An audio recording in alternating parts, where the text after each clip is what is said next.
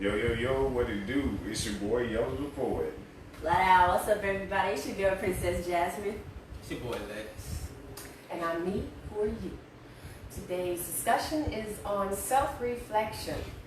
How many of us actually have the courage to look ourselves in the mirror and be truthful about who we are as an individual? Yes. Yes, indeed. First off, just want to basically state the definition of self-reflection. It's about, meditation or serious thought about one's characters, actions, and motives. So it's a deep way of looking into yourself and critiquing yourself about yourself. Because if you don't spend any time learning, doing, and critiquing yourself, then how is it that you are projected externally to the world, as well as how are you projected to the world when you're looking at yourself from inside out? So there's a lot about the self-reflection that a lot of people don't do. Some people are actually afraid to look at themselves internally. Well, I personally feel like before you can actually even contemplate going into the meditation of it, you need to, one of my favorite things is to actually make a list of all my positives, all my negative characteristics, and look at it 100% honest of your negative and positive, and change whatever you feel may help you grow or feel better about yourself, because not all positive characteristics are positive characteristics, just like not all negative characteristics are actually negative characteristics. The negatives can be actually positives, and the positives can actually be bad. So it's all about understanding how you actually analyze yourself once you make that list, and once again be 100% truthful about who you really are. That's the good, the bad, the ugly, and all the in between, all of that. Yes, yes indeed.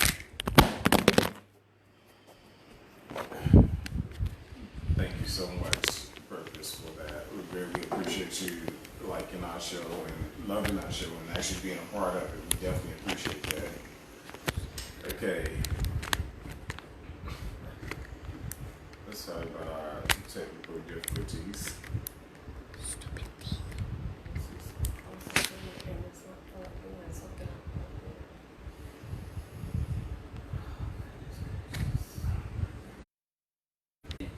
Damage your how much of a negative can self-reflection lead? Like what's the worst that y'all think it can lead to? Well, How do you know the line between too much and not enough? how could there, if you're talking about you, how can there actually be a too much? Well, I think this is kind of like the reason some people may commit suicide. Cause like you look at the dude who just kidnapped that girl, raped her in the military, and then killed herself right after. Like his reflection maybe so quick. And You honestly think he did self-reflection on himself? I don't think he did, because I think had he might not have even did what he did. When you look at the characteristics of self-reflection, like when she was breaking down some of the things that she would do as far as self-reflection, though that is called a self-assessment. That's called an assessment. So when you're doing an assessment of yourself, it teaches you how to determine what your capabilities are, what you do want to do, and the things that you don't want to do in order for the betterment of your life and your lifestyle. So this is also a way of teaching people how to determine what their goals are in life and where they want to go. So had he done any form of self-reflection, it would not have been to the point to where you want to kill yourself, because now you can identify who you are And understand who you are. That's the whole purpose of it, is to actually look deep within yourself and be completely honest about whether you feel a lot of negative thoughts, or you feel you have a lot of negative traits, or if you have a lot of positive traits, but you feel like they somehow make you weak. Basically, you're tweaking yourself Yeah. for the betterment of not only you, but those who you interact with on a day-to-day basis. Because it also helps you to make good decisions as far as judgment is concerned on who you allow to be in your inner circle. Because it also clears your thoughts. Yes. So if you do self-reflection and you're able to determine, like, okay, I know that I need to stop, like, telling people things the long way, going the long route, but I just need to be more straightforward. So those things, when you're doing self-reflection, are things that you can actually catch yourself without someone else having to tell you that, man, you do this, man, you do that, because you're able to analyze yourself and say, man, I do these things, I do those things, and I need to change that. Or when I, mentioned going deeper, like, one of my problems that I had with myself was I was too giving. And even though that can be seen as a positive trait, it was also a negative trait because it sometimes worked against me, because by me being so giving, I didn't realize when people was basically trying to take advantage of the fact that I was a giving, kind person, ready to help anybody, give my last if you needed it, that type. People would take advantage of that. And my sisters used to tell me all the time, you really need to stop doing that. Don't you see what people are doing, blah, blah, blah. And I just thought, yeah. It's nothing wrong with helping somebody, blah, blah, blah. But as I got older, I realized what they meant once I did my own list of positive and negative characteristics about myself. I realized that was a positive, even though that was a positive trait about myself, it was a negative trait because it allowed me to be taken advantage of. So that's what I mean by when I say looking deep into yourself, because we all have negative and positive traits about ourselves. No one is all positive, no one is all negative. Everyone has both, but it's actually tweaking and finding that balance in yourself, which is where the meditation is in at. Helping you find that balance in yourself. But once you do that list and you actually reflect, look at it, reflect, then you'll start to understand yourself, and it also will help you understand the people that you do allow in your inner circle and why you just may allow them, and if they're good to actually hang around and be with. Yeah, that's true. I had a question. So, say if, as we know, there are not as strong-minded people. So, for, I would say, like, weaker-minded people, if they start off very, very young, being conditioned to have a negative reflection on themselves, like they've always been talked down by every person around them, how do you think that would affect their self-reflection as they get older, knowing that and only that? To me, I always feel like no one can tell you about you. You know you. You know deep down inside. If somebody's telling you you're this, you're that, you do this, you do that, but inside you know that that's not true, that's actually your inner self telling you they don't know you, you know you. So I would personally listen to my inner self before I listen to anybody else's perspective about who I am as a person. And I always tell people, no, you can't tell me anything about me because I know me. The good parts, the bad parts, and like I said, the in between. No one can identify me better than I can. Exactly. Period. I don't care how long you've known me, how long you've been around me. I don't care. Because at the end of the day, I only let you see what I want you to see. That's just it. And many others out here do the same thing. They right. If you're smart, you're gonna protect certain parts of yourself to prevent any negative to creep in and try to, you know, manipulate your mind. Prevent being Yeah, vulnerable. so you're gonna do that. So when people, for those of you who people say, well, you know, you don't let nobody know you, or my favorite, you have this wall up. You let them know that's the way I want it, and you won't, because that's subconsciously, I honestly think that's our way of protecting the most vulnerable parts of ourselves. Period. I that's what I think. Okay, I feel like this right here, what I'm about to say, is a valid piece of information, but not just for adults, but also for children too. I've been in an environment where, as a child, it seems as if you take the adult figures as authoritative figures, and sometimes it can do something to you. It can do something to your mind, can make you think certain things, you know, about yourself, especially if everybody is coming down on you, saying certain things about you. But here's the key thing. Just like we talked about in a previous segment about respect, you also, when you're doing this self-reflection, you also have to respect yourself and understand what respect really is. Because a lot of us don't understand what respect is. A lot of us think that respect means that I'm over you, you do what I say, and things that that's not respect. Or I'm older than you, which means I'm wiser than you. And in some instances that may be true, but not in all instances, because you can learn a lot from the children. But see, it's more so about it's not so much about who's the oldest and who's the wisest. It's about points of views. It's about understanding one another. It's about being able to collaborate irregardless of what your age difference is or your knowledge levels are. It's being able to collaborate with people in general, no matter what.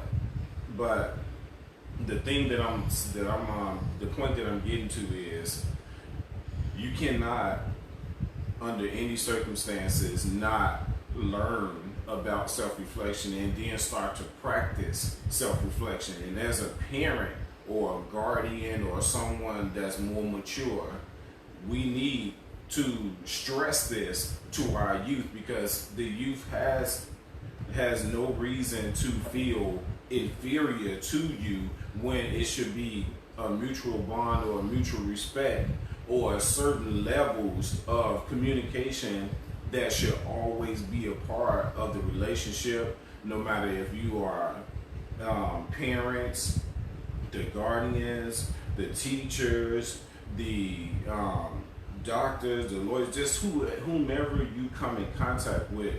That communication should be mutual. Don't look at a person for their age or look at the person for what you perceive as their level of knowledge, because your perception of that person's knowledge doesn't mean that that's how that person really is. Okay, well, right now we're sitting with two of our adult children. Okay, so let me ask you, how do you feel our communication is as far as parent to child? I feel like it's good. I feel like it's better than most people I hear. Like, a lot of people I be hearing who I met, like whether it's my peers or my coworkers, they got this odd, like weird love-hate relationship with their parents when they get my age.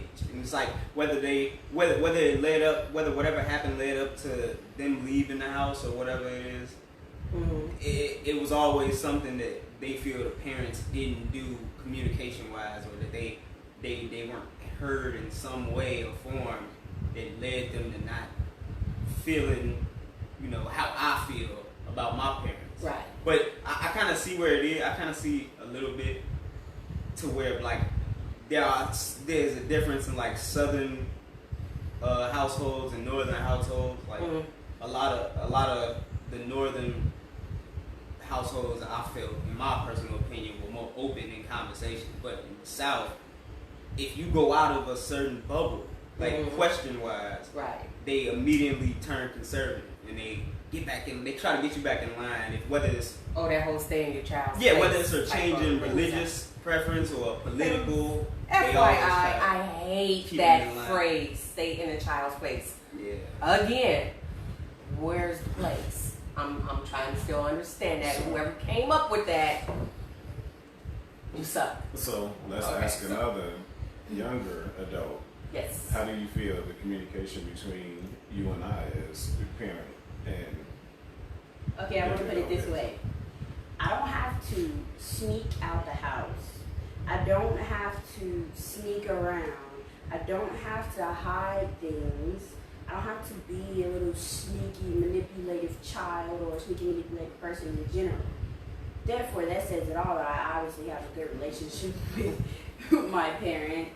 And then also with this one here. And when I feel like that I can actually come to you all and tell you anything, that says it all, that I have good communication and everything is good here, most definitely. Now make no mistake, no one's saying that they're the perfect parent. I certainly am not saying that, because I'm quite certain I've made some huge mistakes during my journey as a parent. But at the end of the day, if you're still able to at least get a "hey, how you doing" from your child, that means you did something right, because they actually care about how you're doing, or they wouldn't ask. So I asked this question, and I'm asking both of you. As young people, how do you feel that our parenting styles help you as far as self-reflection is concerned? That's a good question. You know, as far as self-reflection, what did it do to make you think about some things that you were doing in your life and made you want to do the things that you're doing now?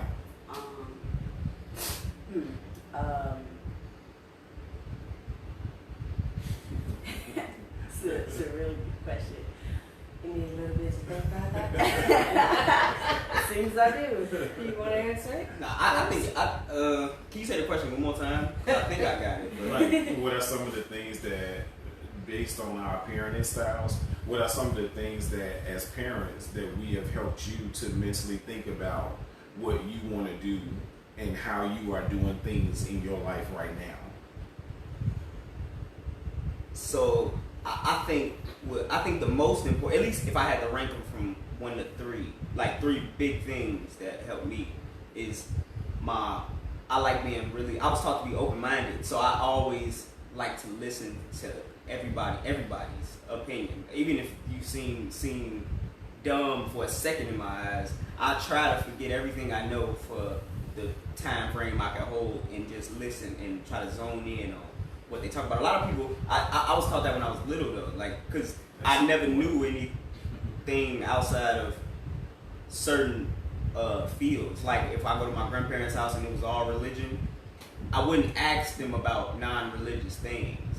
Like, but I would always listen to what they had as a religious person. But I knew my boundaries. But I knew my boundaries on which would work. Because if I would have asked them something, I know I wouldn't have got nothing out of it. Right. But if I asked them something about Christianity that would confirm my question that I would have asked, then I'll know what questions worked and didn't. I want to give an example, but I don't want to make a lot of religious. So how did that shape you today, though? Like those things that you just talked about, how did that shape you to be who you are today? I think it just made me a more open, a more curious person. I was more open to a lot more people. Like a lot of people be thinking that talking to something completely parallel to you is out of the norm. Like they don't want to talk to anybody. Like it'd be weird. People would see me as weird if I talked to some racist white coworker of mine who we know is a little racist. But they'll see it as weird as if I seen a similar or a common ground with them. They see that as so taboo, but I see it as a normal. And I feel like that's what just shaped me to be different than other people. It honestly should be seen as a normal. Think about it. Okay, let's put it in this perspective. Okay, a person who is close, their ability to actually look at someone else openly is non-existent, correct? Because their mind is closed to only what they feel is right to them and only them, and those who share those same views. Whereas a person who's open-minded, they're open to all, you know, possibilities and all of points of views. And in that, with that being said, that means their growth for learning and enhancing and evolving is way greater than the one who is closed-minded. Because that closed-minded person is gonna always stay stagnant. True. Until they get out of that comfortable box of theirs. Whereas an open-minded person, no, their journey is not gonna be smooth and good and all of that all the time. True. They're gonna hit some bumps and roadblocks, all of that, but they're evolving. Their minds is expanding because they've given it room to constantly take in more and more and more and more and more. And to me, that's how you evolve. I don't think evolving consists of only just reading. Correct. And absorbing what you've read. I think it also has to do with how open your mind is, what you actually are able to look at and see. Like, just look outside and, like you like to do, go outside and look up at the sky and notice different things that people who probably walking or playing outside won't even pay attention to. They're not even noticing, but you are, because your mind is so open. You're able to see past what's before you, and that's something that I used to tell him and, you know, his sister all the time. There's always more than just what's before you. You have to be able to look past that. Exactly. And I think that's part of the problem right now. People are not able to do that. Yeah, and one of the things that they always talk about me as far as that is concerned is when I look up at the sky, because I focus on the sky a lot. I just love the sky, the clouds, the sun, the moon. I'm truly fascinated by it and always have been. But I can actually see it in frames. Like the one day when we was out there looking at the sky, and you was like, well, that's really not that appealing to me. I was like, but you're not seeing what I'm seeing. I said, let me take a picture of it. And then when I took a picture of it, you was like, oh, that is nice. It's like, I didn't see it that way at first. Like, well, and my children be saying that too. For me, the daytime really doesn't give me that full vision as opposed to nighttime. I'm a night person. I'm nocturnal by nature. So nighttime for me is the most magical time in the day. And when you look up in the sky at night, you see so many wonders, and it just makes you wish you could just jump up there and sit on a star and be just looking around like really good. Hey, this is so cool. You know, so what one may get from the daytime, another, like myself, may get from the night, because again, two different individuals, two different perspectives, and at the end of the day, we both, the common denominator is we both see beauty in the outdoors, whether it's night or day. So and also looking at these things, because we were basically talking about self-reflection here, looking at these things, if it wasn't for the self-reflection, the way that I've done self-reflection as far as myself is concerned, then I don't think that I would be able to see the beauty of nature the way that I perceived it. You know, and the reason why I'm saying it that way is because just like me stated, everybody has a different perspective on things. Everybody sees things differently, whether it's day or night. So without that self-reflection, how do you see anything else? And a question for the whole host panel here, do you think that without self-reflection that you could evolve or grow in life the way that you have to this you day? Think you could? You think you can do that without doing self-reflection? Yeah. But I think I could, because a lot of times that I noticed, or at least for me, that I've noticed, we only try to kind of confirm our thoughts through other people. But throughout my whole life, like I'll ask certain questions either to get a confirmation or a different point. But either way, it's from someone else, I feel. And I feel like without me asking myself anything, I would just be seeing the patterns of other people's self-reflection. And I would kind of mold myself from that, whether I would be, I would know what not to do and what would work best. And I feel like that kind of still shaped me to who I am now. I would still be open-minded because I would only have others to reflect on. And I feel like, So I feel like it it's goes dangerous. back to you. The way you're explaining it still will go back to you. And the reason why I'm saying that is because when you're looking at something, that's from that inside out when you're looking at things. Because whatever you're processing mentally, that mental process is what you see, whether you want to interact with that type of action or reject that type of action to be a part of your life. So it's still considered a portion of self-reflection, but that's why I was asking, like, do you think that without self-reflection, would you be able to still evolve today I think I would. the way that you are? I think I would. The reason why I say that is because simply knowing that a different version of you lives in everyone's head, and also knowing that none of those versions is the exact same one that lives in your own See, head. that's what I thought. I know what you're saying. Yeah, that's what I was thinking. Like, and then on top of that, I'm only 18. I'm still learning things about myself. So there's still a lot for me to learn about me. But knowing that there's so much more to learn is what keeps me going, honestly. So I do feel as though that I would still be able to evolve as who I am today if I just continue doing what I was doing with or without self-reflection. I think that self-reflection has helped me to be who I am today.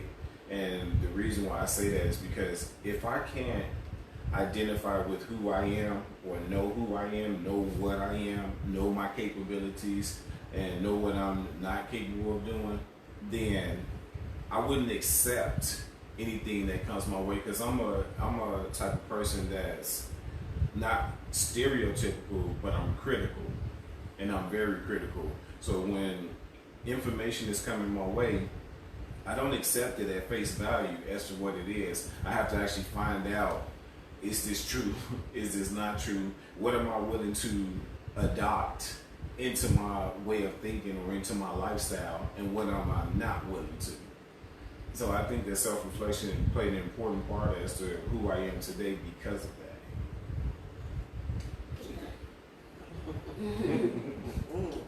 What do I think? Well, I kind of agree with both.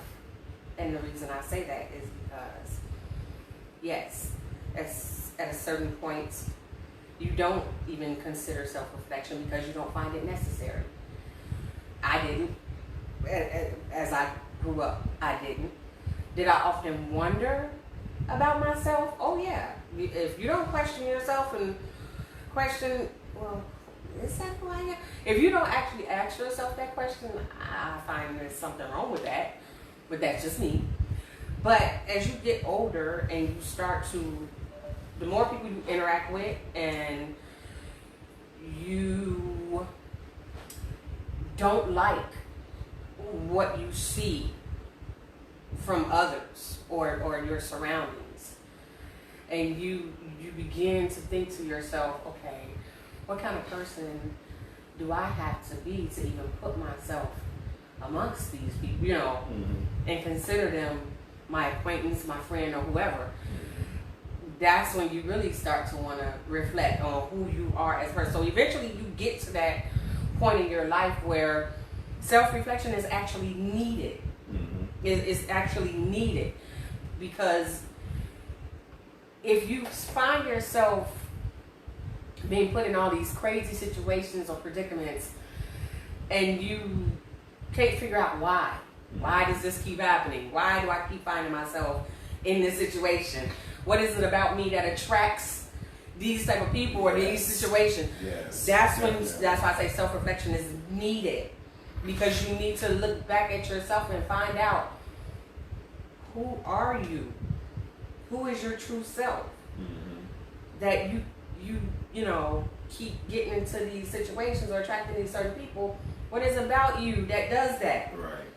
And you have to self-reflect. Yeah, in order to find out. Nobody can tell you that. They can give you their perspective on what they feel is causing it, but it's only gonna be when you actually look inside yourself and to understand what's attracting you to these people or vice versa, and what keeps you going in these same situations. Yes. What are you lacking, or what are you over, you know, what's the word I'm looking for? Overly putting it out there that's drawing these people to you. So I think that, yeah, you can evolve to a certain extent without doing self-reflection, but I also think that once you actually do it, you can do it at even a greater. It helps to bring you out of the box. Yeah, so way out of the box. Yeah. Way out of, because then you really start to understand a lot more. I take into consideration what Socrates said, one of our famous Greek Philosophers. guys. Yeah, he stated that the unexamined life is not worth living. I agree with that. And that goes into, he was talking about self-reflection. He explained it in a different way, but he was talking about self-reflection. And basically, when you think about it, if you don't examine yourself, how do you know who you are? How do you know what you're willing to do? How do you know what you're not willing to do if you don't examine yourself? Right. How do you know your boundaries? How do you know exactly what it is you're capable of? How do you know that if someone is basically telling you who you are, whether that's true or is that just what they perceive to be true? And the only way you're going to know that for a fact is if you do that. If you do examine yourself. That way nobody can tell you who you are as a person, because you know who you are. They can tell you what you put out to them, but as far as that being who you actually are as a person, no. Nobody will be able to tell you that, because only you know who you are deep down inside, who you are. So here's the question, and it's for everybody. Everybody that's on our live, everybody that's watching the whole nine.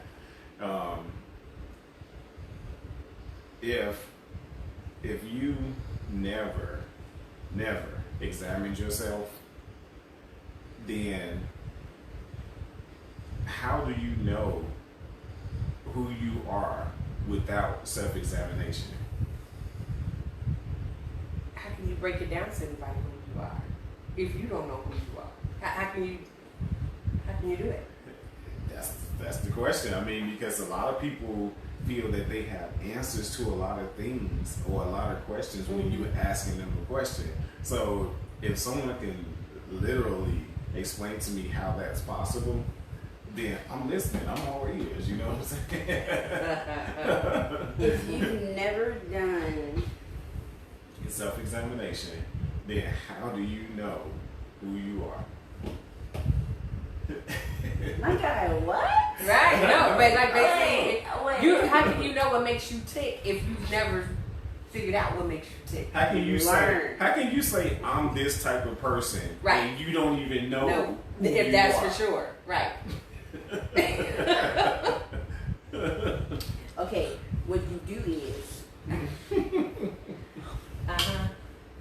Don't hurt yourself. I'm Don't sorry hurt to get the yourself. Jeopardy music Don't hurt going on yourself, here. right. you take the small pieces, the small things in life that you learned about yourself, and you mash them all together, and you describe yourself with. And you honestly think that that's That- really and- good? and- Okay. And how, Okay. but still, how is that not self-reflecting? How can you take those small pieces if you don't even know what they are? Right. Like if yeah. I was to say, tell me 3 positive character traits about yourself and 3 negative traits about yourself, could you do that? Yep, I like chicken nuggets. No. I didn't say what I said about yourself. Right. If I was to ask you, tell me 3 positive character traits about yourself, 3 negative character traits about yourself, could you do that? Yeah. Okay, what are they? I can breathe. No, that's not a character trait. That's not a trait. That's an ability that you're able to do different. Yeah, but it's a positive. No. You said What character I mean traits by are I specific can character tell traits. you Like, right now, three Right. positive character traits about myself, 3 negative character traits about myself. 3 positive traits about me is I'm open to listening to anyone's point of view. I know I might not agree with it. I will be open to it. Number 2, I am a giving person by nature. That's just me. I don't mind giving or doing for anyone if you need my help. The third one is I have the ability for some reason to make people liven up or get them to interact. Oh man. So that's 3 positive traits. 3 negative traits about myself. I have major anger issues. I have almost zero patience. And for the third, I can cut off an individual in a heartbeat if I feel like they're not keeping up with me. You consider that a negative? Yeah, because that's something that I really need to work on. As far as being a good listener, I can listen to you to a certain point, Right. but after a while, if you taking too long to get to your point, I start to hear the Charlie Brown teacher voice going but through my head. You also So got to yeah, think about self-reflection. You got to think about what she said in the beginning. Sometimes a positive can be perceived as a negative. yeah, and vice versa. Yeah. Right. yeah. So- So that's what I mean by can you tell me 3 positive character traits about yourself, 3 negative? Can you do Right. that? So with me, I am a positive thinker. Like, I look at the positive in everything. Yeah, you do. Kind of get on my nerves sometimes. Then I am definitely a listener. I listen to people all the time. I listen to what they say internally. I don't always agree. And I am the type of person that will definitely give you my last. If I feel like what you need it for is more important than what I need my last for, then I give it to you. Though that's how I am. So the negative about me is I have serious anger issues, but nobody can ever see the level of anger that I'm on. And that's a negative. That's bad. If they have enough, you just don't hit them, or you don't hit them. Another negative about me is I tend to be calm at times when I shouldn't be. And I'm a very yes, calm by indeed. nature person. You ain't Yes, never lied yes. there. One more time for the people in the back. Patience of the saint. And the third thing is, at times, I can actually be a bit selfish, a loner, and pretty much wanting to be off to myself. That can be a good thing and a bad thing. But that time that I'm taking to be by myself is my time for self-reflection, meditation, and to actually spend time with me to get myself in order for the things that I feel need to be rectified. Okay, so now my 2 young people. Okay. Do you get it now? I think I got 3 it. positive, 3 negative. Okay. 3 positive things.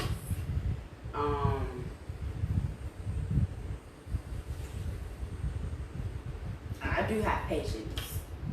I got a lot of patience for, I don't know why, but I do. Probably because of the career choice that I want to take. It takes a lot of patience. Oh to yes, do indeed, those. it sure does. Tedious. Let's And see. it's also a character trait. Let's see. Patience. I'm open-minded.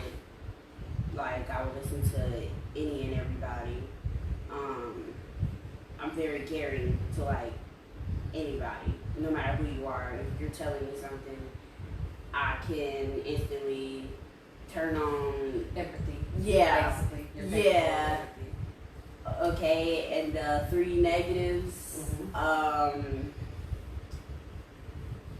Well, why you had to put me out there like that. I was getting to it. I was probably gonna make that the third one, ease it in there. But yeah, I do got anger issues. But what makes it even worse is the fact that I bury my feelings. And that definitely is a bad thing. I bury my feelings. What else? Just how I get I don't know. I See how important the exercise is to do? Yeah. That way you can just call it out there. You know what? As I've gotten older, some of the things of the exercise that you told me to do a long time ago, it has changed. And that's why every so often we need Yeah, to do another I see that. list to see if That's we why I'm grew struggling or now not. because quite a few things have changed. Exactly. Okay, I'll say my third thing for my negative is that I can really hurt somebody with my words. Okay. And sometimes I don't try to do it on purpose, it just happens. Your turn, Malcolm Lex. 3 positive, 3 negative. Matthew. I don't know, I was over here thinking, trying to put something together. But I think, because my positives and my negatives are a lot different from a lot of people, I think. That which is fine. You're I think supposed to be a different. positive, I think one of them is self-esteem. I got a lot of self-esteem. Mm-hmm. I'm really open-minded. Mm-hmm. And I would say my last is I'm really motivated. Okay. My negatives, Yes. I could be very, in my head, judgmental. Okay. I could be, another negative I feel is, I could be, what do you call it? Sometimes arrogant. Yes. Mm-hmm. And the third thing I feel about myself is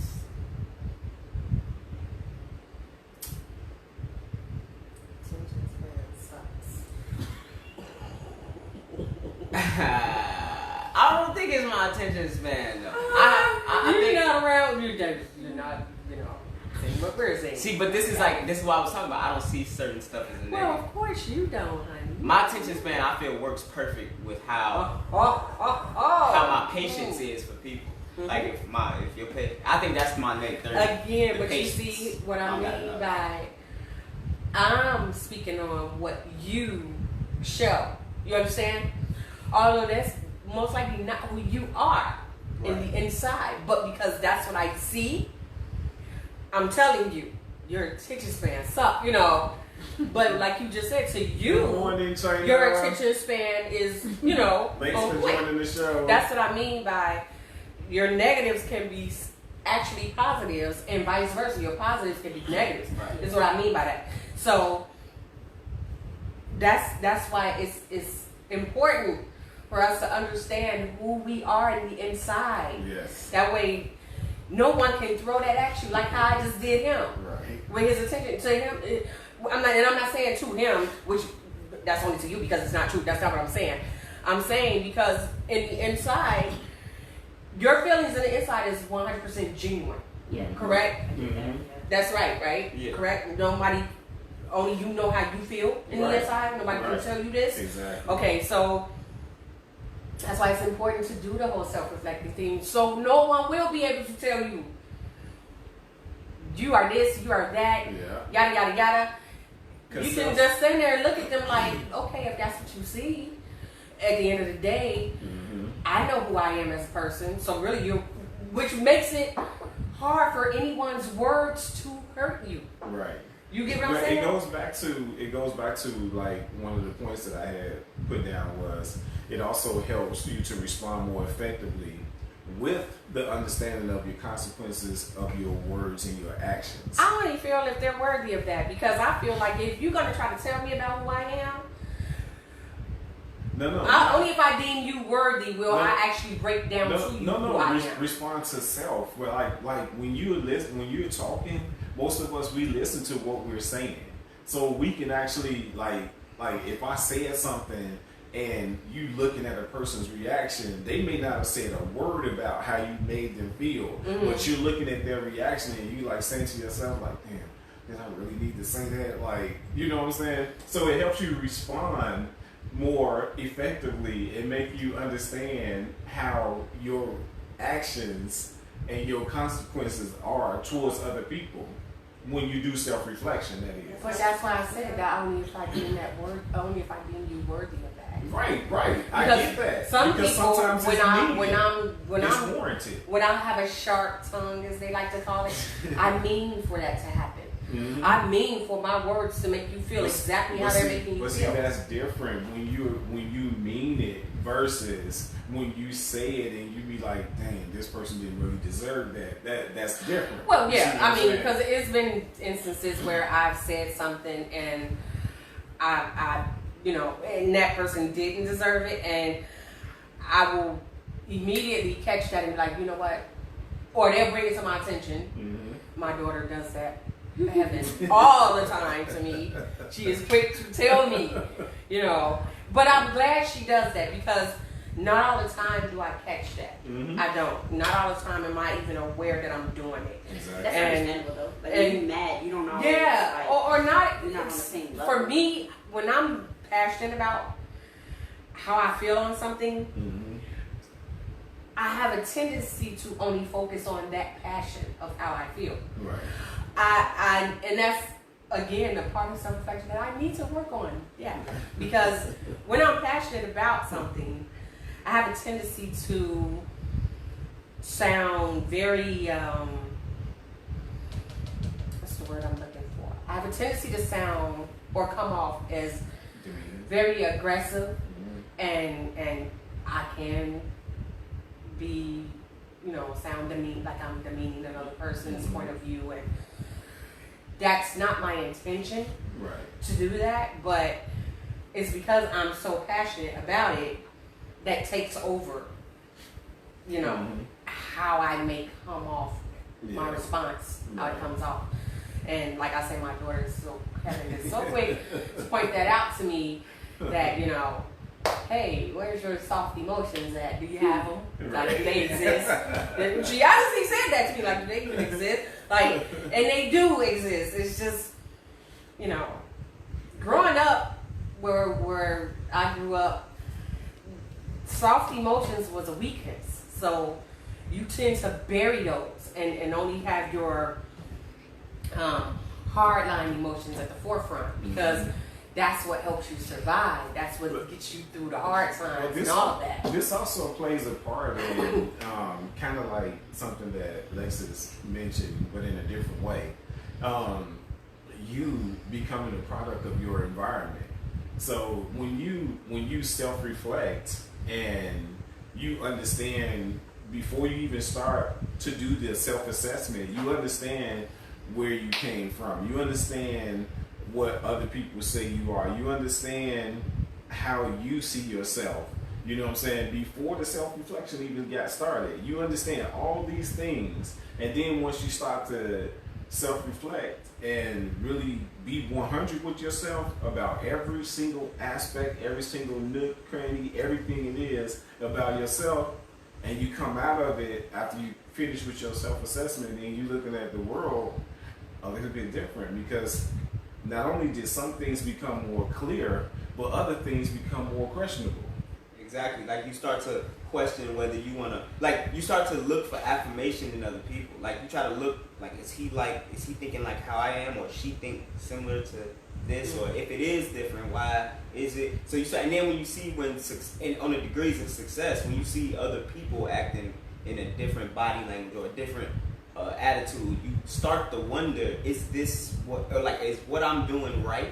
As opposed to the successful individual who has a completely different. So, like, and what I mean, we look for these little tiny reflections in other people, in ourselves, and in a way, we only looking for them to affirm or deny whether we're right or wrong in the inside of ourselves. And it's so weird that we kind of care about what other people say more than ourselves in so many situations, and until like certain points in your life, but I don't. So I don't care about what I saw it anyone's. coming. I was waiting. I don't. I really don't. Because once But again, it makes sense though. you can't tell me about me.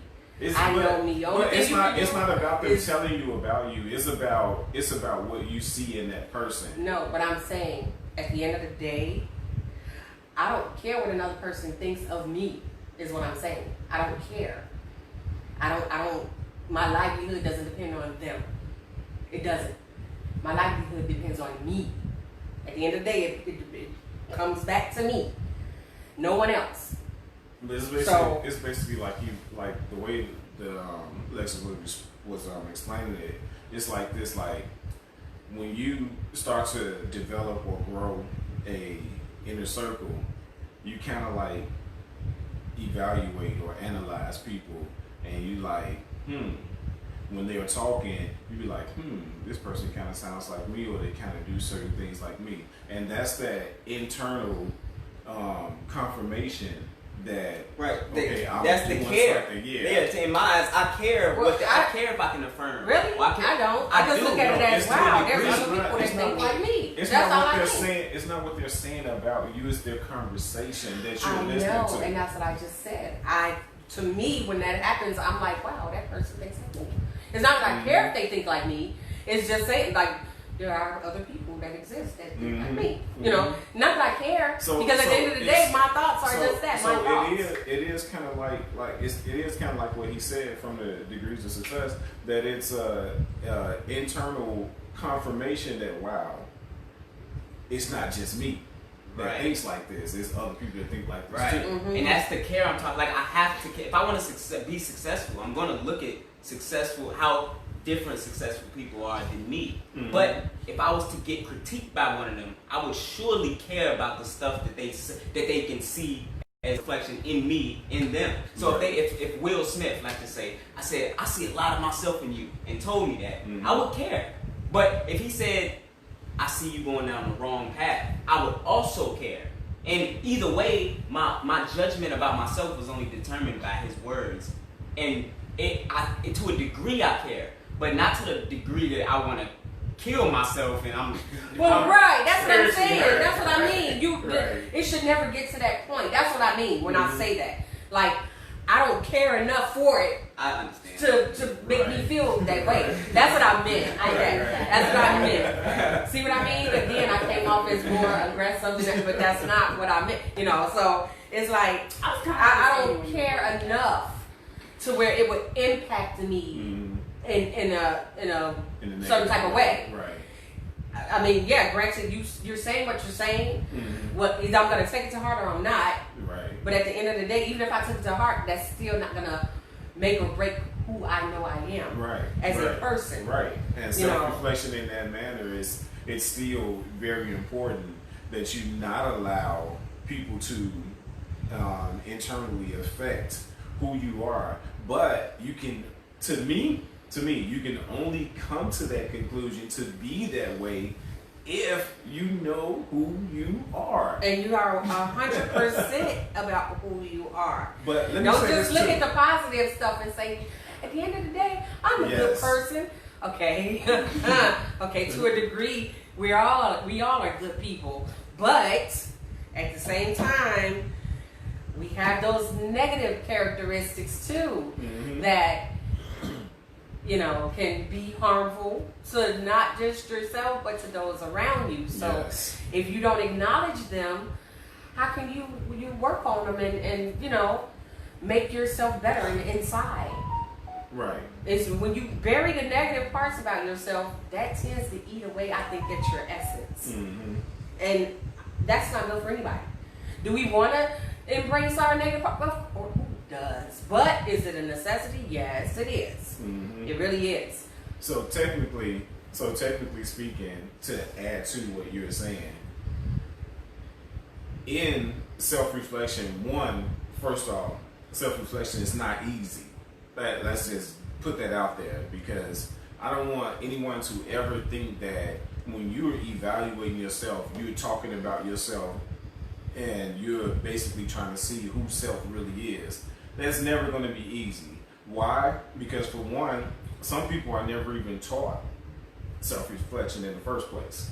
Then you got other times where people don't want to be real about who they are to themselves. You'll rather let other people tell you who you are versus Which goes you back trying to to what figure out Alexis who was you saying are. as far right. as confirmation to a certain degree. Mhm. You look for others' confirmation. Yeah. And that's bad.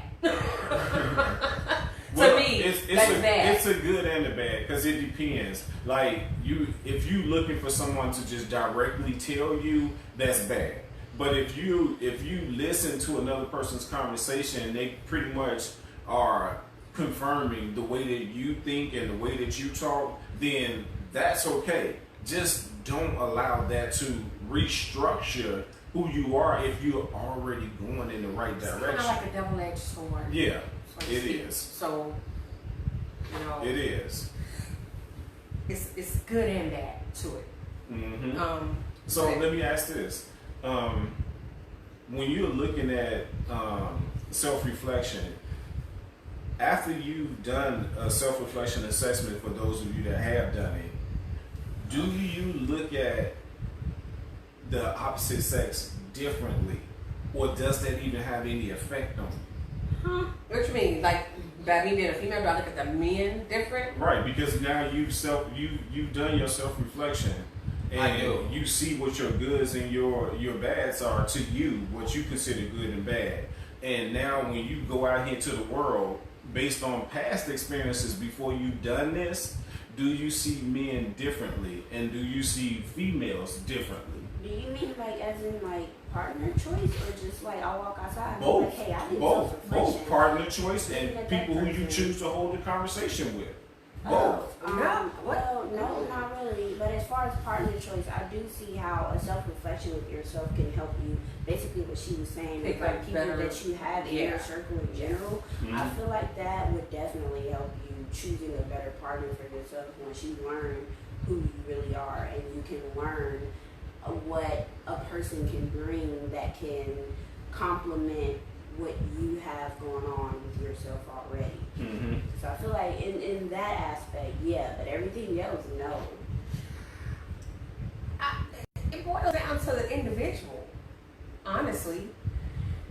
Am I gonna group all men as a whole? No. I mean that's not fair.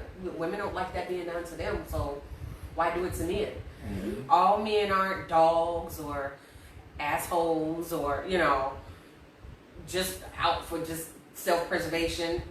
That's not the case. I would have to actually talk to the individual in order to understand them, in order to understand their mindset. So no, it doesn't make me look at men not as a whole. I have to look at the individual Yeah. because each individual brings something different.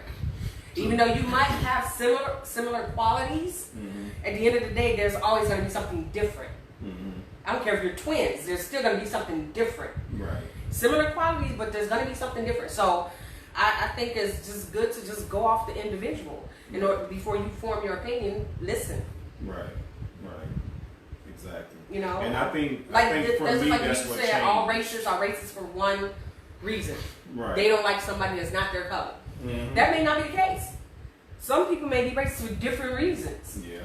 Or perceived as racist, because at the end of the day, if you actually, and this is something you got me to think about,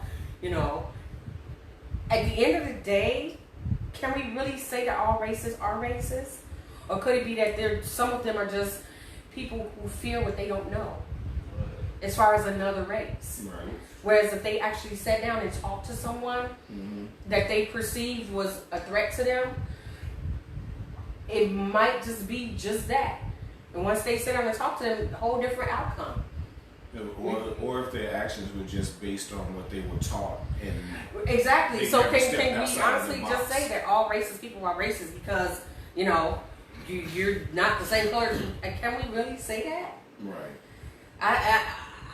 And I also think that's how you can eliminate that Mm-hmm. racism. Basically, find out the reasons why. Why do they feel like that? Is it just because they're afraid because of what they don't know about the other person? But Or also, what? But also, this is important too, because how do we know if they themselves have done any form of self-reflection before they started to interact with other people. Some people, I would tend to think that they what I'm saying? haven't, because had they probably would be able to be a little bit more empathetic to another person, huh? I think maybe depending on the environment. Like, Well, right. I'm not saying that as a whole. I'm saying like depending on that individual. Again, we're back that individual. yeah. I'm assuming that if they did any form of self-reflecting as far as on themselves, they may be able to be a little bit more empathetic, which would mean no, they wouldn't be showing racist traits. They would be able to tell you, I dislike this person because part of racism is the fact it dislikes a group. They're not looking at the individual. They're looking at the group. Right. That's not cool. Never. Because that's individual, an excessive level of stereotyping. and also an It excessive is. level of closed-mindedness, because it's like how can you judge someone as a group? A group? Seriously? I mean, when each person in that group is different. yeah, think different. Some of them don't even share the same, views or whatever. I grew up in different. That's why there's still some people households, to this all day of that. I'm a bad kid. Because apparently there's still some people Right. to this day that think I'm a bad kid. So that Right. means And so, don't know jack. so let me and Mr. Malcolm, let's get a chance to answer the question. For me, as far as that question goes, is the only thing that changes for me is how I view the person that's coming that comes in my circle, the opposite sex that comes in my circle. In other words, when I did the self-reflection of myself, I was able to determine what drew me in to certain types of females. You know what I'm saying? And I learned that it was more so physical, but I was a lot younger when this happened. I learned that it was more so the physical rather than me actually listening to what they were saying.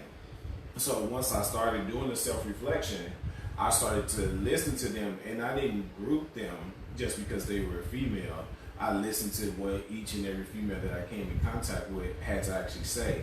And it wasn't that I didn't listen before, but I listened this time with a different purpose. This time was more so not just to understand, but to also understand the point of view, to understand the background, to understand who you are and how you are, and how that relationship, not meaning a relationship as boyfriend, girlfriend, husband, or wife, or anything like that, but a relationship in general as a whole, just as a person to communicate with.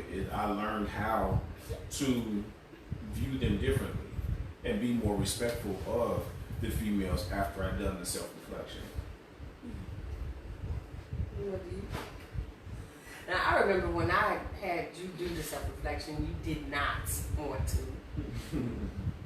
It took me a minute to get you to do that. I think it's because of me not knowing, like when did you try that? You were like 12, 13 maybe? Yeah, I think it probably was because I still hadn't known who I am. In a way, I still don't know who I am. I know certain things that I have that others don't, that are better quality, or in my eyes, better quality traits to have, especially to the field that I'm working towards. But I still think I'm still looking for that in other people. Like, when I hear people, like especially men, talk so emotionally about how they've been attacked, or how someone told this, that, and the third, or they're gossiping about some other person. To me, I don't do none of that. So when I reflect on it, and I see women, they do that more so than men, and I see the men doing what women do. I always Find that common denominator of what makes both do that. Right, because if it's not in me, and it's only a certain group of people who I've seen that act. Where does like that come from? What causes it? Oh yeah, that's a whole nother topic in itself. The feminine and masculine energy. Yeah, that's just the a whole nother topic in itself. Because wow, I do the same thing. It's like I look. That's when you hear me say, "Oh, that makes my brain hurt," you know, because it's like I'm trying to understand. To me, what I perceive as stupidity, I'm trying to understand like what I'm trying to find that common denominator of what makes both do that. Mm-hmm. Like, why do you feel the need to do that? And it's funny. Gossip, you know, hate on someone who's doing good, or you know who's living a little bit better. Hate on them, you know, which I feel like when you gossip and you do that, from what I have gathered so far, to me, my perspective, you're envious. Yeah. You're jealous. At least and the fact that you feel that you don't have that, whatever that character trait is that allows that person to do what you're envious of, you feel like you don't have it. Right. So you're envious of that person, like, why do they have it and I don't? Mm-hmm. So basically, what I'm going to do is, I'm going to find some others who feel the same way that I do, and we're going to get together and we're going to talk crap. Right. Just to make yourself feel better. Really? Is that at the end of the day, when you go home at night and you're alone with your thoughts, does it really make you feel better? Right. Nope, because you still carrying around that same envy, that same jealousy, all of that. Instead of figuring out who you are and possibly may have that same trait to make yourself successful or more successful than that person that you're envious of. Exactly. But because you choose to take the sloth route, in case you don't know what a sloth is, it's a lazy, non-motivated individual who just wants to lay around and be negative about everything and everyone around them. So if you want to take the sloth approach, aka the green-eyed monster, jealousy, envy, all of that good stuff, no, you're not gonna be where that person is. Sloths are lit. They be getting some good sleep. Oh my goodness. Yeah, I got lazy there. Can't accomplish nothing but that good sleep. I noticed that even in my work environment, I see that a whole lot. Like the difference between the two environments, like since I've been here in Georgia, I see a lot of men coming together, gossiping, See, talking like about really, stuff. why? And I make sure I stay out of that. I literally go to another end of the warehouse as opposed to sitting there and listening to that. And then when I worked in Chicago back at home, the only time guys gather is for entertainment. Like, it's so crazy because we cracking jokes, we talking smack about each other. What good don't happen to you? Because this good happened to me. Blah, blah. They swapping the good stories, you know. Right. They not gossiping, jealousy-filled envy conversations. Is basically throwing the negative out there. Because the moment filling the that atmosphere. a guy decides to say anything that sounds like it's going to turn into gospel, I'm talking about when I was working in Chicago, they be like, "Oh man, we ain't got time for that, man. That's gossip." Right? Don't nobody want to hear that. See, but that's stereotype. That's female stuff. I know, but I'm saying that's it's not how stereotypical I feel. to say that. Stating the obvious. Because everyone, or should I say both sexes, male and female, are capable of doing gossip. Yeah. And we know that to be true. Yes. So to say, oh, that's female, no, then stop using that because that's some crap. But both sexes are capable of doing that. Self-reflection will also help, because I was reading an article on self-reflection, and it talks about the different things that self-reflection actually helps with, and it helps like with people who are having problems. Like if you feel like that everybody's coming down on you, do some form of self-reflection, and it'll help you to come out of that form of depression or try to sorrow, get a person to do that. anger, and things of that nature.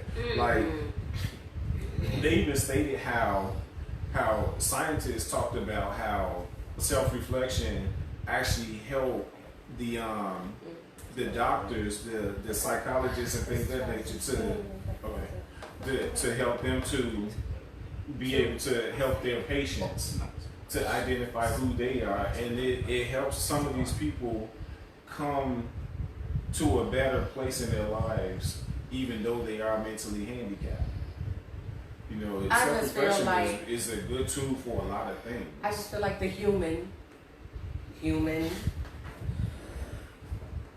we're here to learn, not just, how to make this planet better and more productive and more vibrant. Mm-hmm. But we're also here to learn how to evolve the spirit. Your core, your spirit core. Yes, indeed. Unless we take the time out to work on it, and it does, self-reflection doesn't take no more than 10 or 15 minutes, if that. And that's if you're going to be 100% honest with yourself. And I'm not talking about ask a person to tell you what character traits they see in you. No. I'm talking about you and just you actually reflecting on yourself, doing an assessment on yourself. I think if we come to understand ourselves better, then we can interact with others better. Mm-hmm. And that will create a whole different change and dynamic as far as how we treat each other and how we treat everything else. Exactly. So, Most definitely. So I encourage everybody to do self-reflection. And for those who have a short attention span or a lack of patience, experts state that if you do self-reflection anywhere between 3 to 5 minutes per day, it'll also help you to want to do it longer. definitely. So join us tomorrow where we have open topic. Feel free to include any topics that you want us to discuss and give our perspectives on. We are more than welcome to that. Once again, thank you for joining us. Join us next Saturday when we talk about belief versus faith. So, until then, we will always keep it cool. Keep it classy. Keep it real. Thank you. Have a good day. Drop the mic.